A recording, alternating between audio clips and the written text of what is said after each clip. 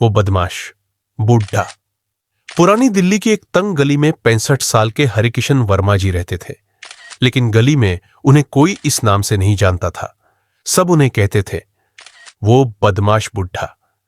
वर्मा जी का बस एक ही काम था, सुबह से शाम तक अपने घर के बरामदे में बैठकर हर आने जाने वाले पर नजर रखना और किसी न किसी बात पर उन्हें टोकना। बच्चे क्रिकेट खेलते तो उनकी गेंद जब्त कर लेते। कोई अपनी बालकनी में तेज संगीत बजाता तो उसकी शिकायत कर देते। सब्जी वाले से लेकर दूध वाले तक हर कोई उनकी खड़ूस बातों से परेशान था। उनकी बातें सीधी नहीं बल्कि ताने भरी और चुभने वाली होती थी, इसलिए लोग उन्हें बदमाश कहते थे। एक दिन उस गली में वर्मा जी के घर के ठीक सामने वाले मकान में एक नई किराएदार आई। उसका नाम था सायरा। सायरा 22 से 23 साल की एक जिंदा दिल लड़की थी जो एक आर्टिस्ट थी और अपनी कला में ही खोई रहती थी। पहले ही दिन जब सायरा अपना सामान अंदर रखवा रही थी, वर्मा जी की आवाज आई, ऐ लड़की, थोड़ा देखकर, गमला तोड़ दिया मेरा। आजकल के बच्चों को तो कोई तमीज ही नहीं है।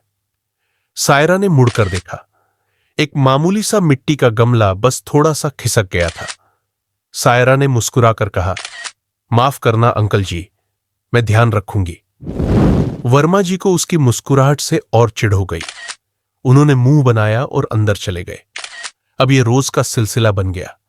सायरा अपनी बालकनी में कैनवास पर पेंटिंग करती तो वर्मा जी चिल्लाते, ये रंगों की बदबू से मेरा सिर फट रहा है। सायरा गुनगुनाती तो वो कहते, क्या मेंढक की तरह टर्रा रही हो। लेकिन सायरा बाकी लोगों की तरह नहीं थी। उसे गुस्सा नहीं आता था, बल्कि उसे वर्मा जी में एक अजीब सी दिलचस्पी होने लगी। वह सोचती, कोई इंसान इतना कड़वा कैसे हो सकता है, जरूर इसके पीछे कोई कहानी होगी। वह अक्सर अपनी बालकनी से चुपके चुपके वर्मा जी के स्केच बनाती। एक रात तेज बारिश हो रही थी। सायरा अपनी खिड़की से बाहर देख रही थी कि तभी उसकी नजर वर्मा जी पर पड़ी। वो अपनी छड़ी टेकते हुए धीरे धीरे गली के कोने में जा रहे थे, जहां बारिश से बचने के लिए कुछ आवारा कुत्ते सिकुड़े बैठे थे। वर्मा जी ने अपने छाते से उन कुत्तों को ढका और एक थैली से बिस्कुट और रोटी निकालकर उन्हें खिलाने लगे। उनके चेहरे पर वो दिन वाली कड़वाहट नहीं, बल्कि एक अजीब सा सुकून और प्यार था। सायरा ये देखकर हैरान रह गई। वो बदमाश बुढ़ा जो इंसानों से ठीक से बात नहीं करता, वो इन बेजुबानों से इतना प्यार करता है। अगले दिन सायरा ने एक छोटी सी पेंटिंग बनाई। उसमें एक बूढ़ा आदमी बारिश में कुत्तों को प्यार कर रहा था। उसने पेंटिंग को पैक किया और वर्मा जी के दरवाजे पर रख दिया।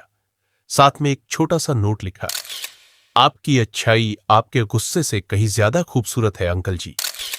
2 दिन तक वर्मा जी बाहर नहीं निकले। सायरा को चिंता होने लगी। तीसरे दिन जब वो दरवाजा खोलकर बाहर आए तो उनकी आंखों में गुस्सा नहीं, बल्कि एक अजीब सी नमी थी।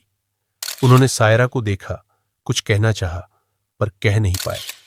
उस शाम सायरा हिम्मत करके चाय का कप लेकर उनके पास गई और बोली, अंकल जी, चाय पिएंगे? वर्मा जी ने चुपचाप कप ले लिया। थोड़ी देर की खामोशी के बाद उनकी आवाज भर्रा गई। उन्होंने बताया कि कुछ साल पहले एक एक्सीडेंट में उन्होंने अपनी पत्नी और जवान बेटे को खो दिया था। उनका बेटा भी सायरा की तरह एक आर्टिस्ट था। उस हादसे के बाद वो बिल्कुल अकेले हो गए और दुनिया से नफरत करने लगे। उनका गुस्सा और उनकी कड़वाहट दरअसल उनके अकेलेपन और दर्द को छिपाने का एक पर्दा था। उस दिन के बाद सब कुछ बदल गया।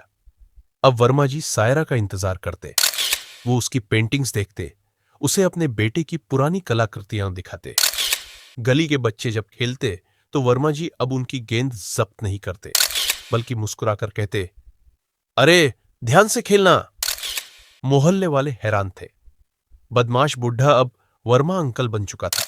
उनकी बदमाशियां खत्म हो गई थीं, लेकिन उनकी आंखों में एक शरारती चमक अब भी थी, जो अब नफरत की नहीं, बल्कि जिंदगी की थी।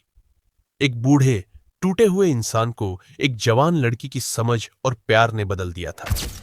सायरा को अपनी सबसे अच्छी पेंटिंग का विषय मिल गया था और वर्मा जी को जीने की एक नई वजह।